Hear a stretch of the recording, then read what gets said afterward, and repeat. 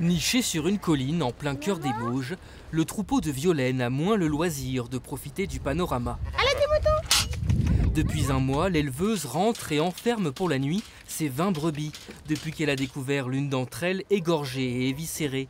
Une attaque caractéristique du loup, mais rien n'était encore officiel. Alors la confirmation de la présence du prédateur sonne désormais comme un soulagement. On sait qu'il est là, donc il va falloir apprendre aussi à vivre avec. On en était déjà presque sûr, mais ce n'était pas formel. Bon, maintenant, c'est officiel, et oui, on en est sûr. On va peut-être arrêter de nous prendre pour des fous. C'est plus dans notre vie de tous les jours que c'est contraignant, parce que voilà, faut rentrer les bêtes, il faut faire attention. Comme de plus en plus d'éleveurs dans le secteur, Violaine s'est dotée d'un chien de protection, mais aussi de cet appareil qui filme en temps réel. C'est un piège photo comme celui-ci qui a permis d'immortaliser le loup à 1 kilomètre de chez elle. Avec ce cliché, le Maine-et-Loire rejoint ainsi plus des 3/4 des départements français gagnés par le canidé.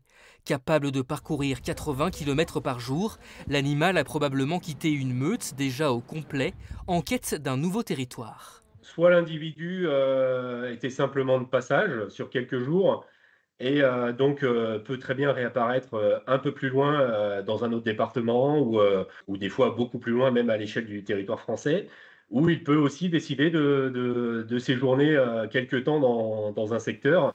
Un scénario rencontré dans les marais vendéens à l'été 2021, un loup avait alors attaqué plusieurs dizaines de bêtes, avant que son corps, percuté par une voiture, ne soit retrouvé quelques mois plus tard sur le littoral de Loire-Atlantique.